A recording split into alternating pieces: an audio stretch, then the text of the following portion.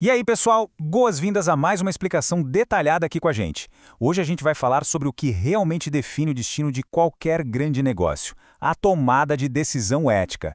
E olha, não estamos falando daquelas teorias abstratas e chatas, não. A ideia aqui é entender aquela bússola prática, sabe? Aquela que realmente sustenta a cultura de integridade em empresas gigantes. Vamos descobrir como alcançar aquelas metas agressivas de lucro sem passar por cima de princípios fundamentais. Bora lá? Certo, vamos dar uma olhada rápida no nosso roteiro.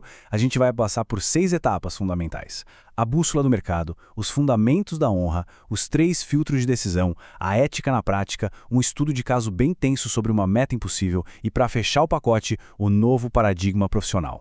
Sabe aquela tensão universal que paira no mundo dos negócios hoje em dia? Pois é, a atração por aquele lucro imediato é super perigosa.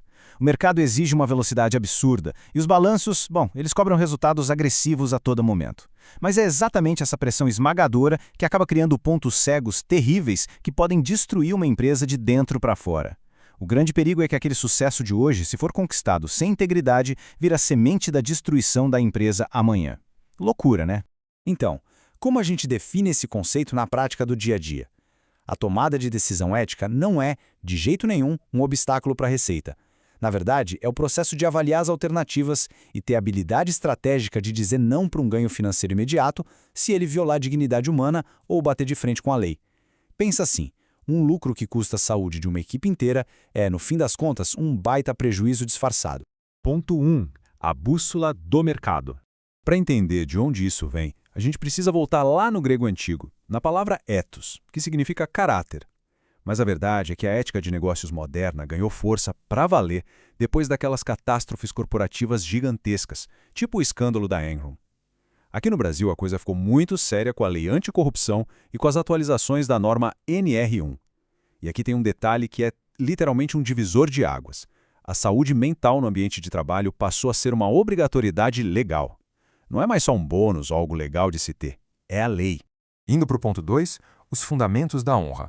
A gente tem 3 pilares centrais aqui que são a base absoluta do comportamento profissional. Primeiro de tudo, a dignidade humana. As pessoas nunca, em hipótese alguma, devem ser tratadas como meras ferramentas ou meios para bater uma meta financeira. Segundo, a integridade, que é agir com total coerência com seus valores mesmo quando a pressão está esmagadora. E o terceiro é a responsabilidade legal. Toda e qualquer decisão precisa estar fortemente ancorada nas leis e normas vigentes, sem negociação aqui. Chegamos ao ponto 3, os 3 filtros de decisão.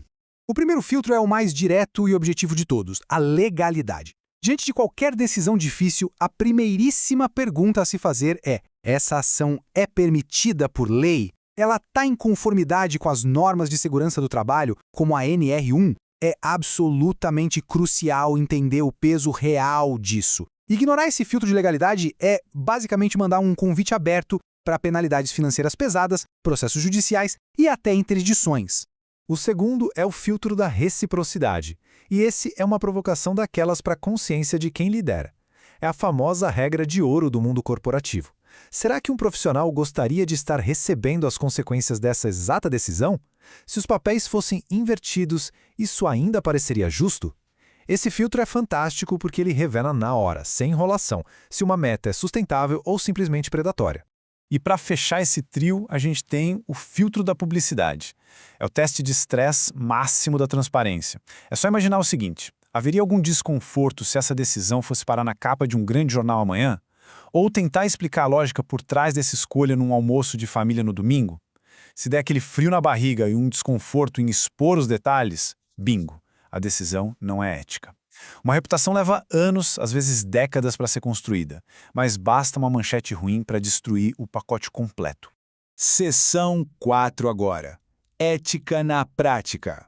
E isso ilustra de um jeito brilhante como a ética não é só seguir regrinhas, é um exercício intelectual de altíssimo nível. Quando a gente aplica a taxonomia de Bloom à ética profissional, a gente vê que tudo começa ali, na base. Lembrar e entender os códigos, conhecer as normas. Depois, a gente sobe para a aplicação, que é seguir essas regras mesmo que isso torne o processo um pouco mais lento. Aí a coisa avança para a análise, conseguindo identificar conflitos ou riscos de assédio em certas metas. E finalmente culmina lá no topo, avaliar e criar. É ter a coragem e a capacidade de bater o pé, reformular metas tóxicas e equilibrar lucro com saúde. É jogar o jogo em outro patamar.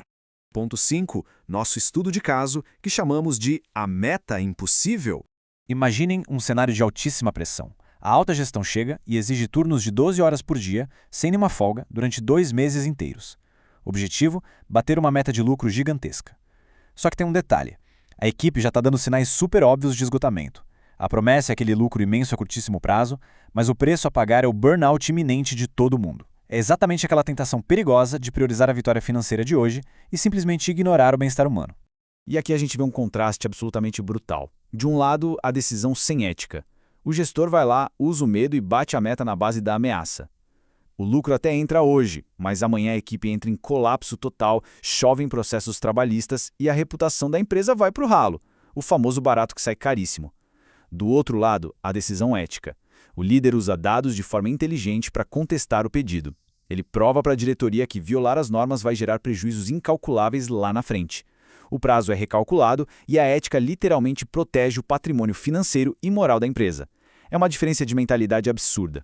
E o nosso último ponto, a seção 6, o novo paradigma profissional. Então, o ponto crucial de tudo isso que a gente conversou é uma mudança urgente de mentalidade. O mundo corporativo atual precisa abandonar de vez aquela ideia velha de que o que importa é só o resultado. A gente precisa entender que a integridade do caminho é o que realmente valida e sustenta esse resultado. É mudar de a ética é um custo extra para a ética é um ativo valioso da nossa marca, que atrai parceiros e clientes de alto nível. E claro, trocar aquela obediência cega e mecânica por uma verdadeira autonomia moral. E para quem quiser mergulhar de cabeça e aprofundar a compreensão estratégica disso tudo, existem recursos simplesmente essenciais. Em livros, a gente tem desde clássicos absolutos, como A República do Platão, até obras super diretas, como Ética e Vergonha na Cara, do Cortella e do Barros Filho, e o excelente Compliance, da Roberta Codignotto. Também vale muito a pena conferir vídeos rápidos e super impactantes, como o TED Talk do Bruce Weinstein sobre como estruturar boas decisões e as sempre geniais reflexões do Mário Sérgio Cortella sobre o assunto. Chegamos ao fim dessa nossa análise com uma reflexão daquelas para ficar martelando na cabeça.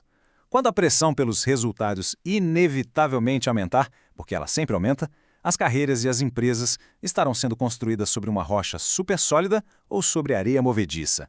É bom lembrar, a competência técnica abre muitas portas, com certeza, mas é a integridade inabalável que garante que elas vão continuar abertas a longo prazo. A tentação de cortar atalhos sempre vai estar por aí. Então fica o convite para essa reflexão. Valeu demais pela companhia e até a nossa próxima explicação.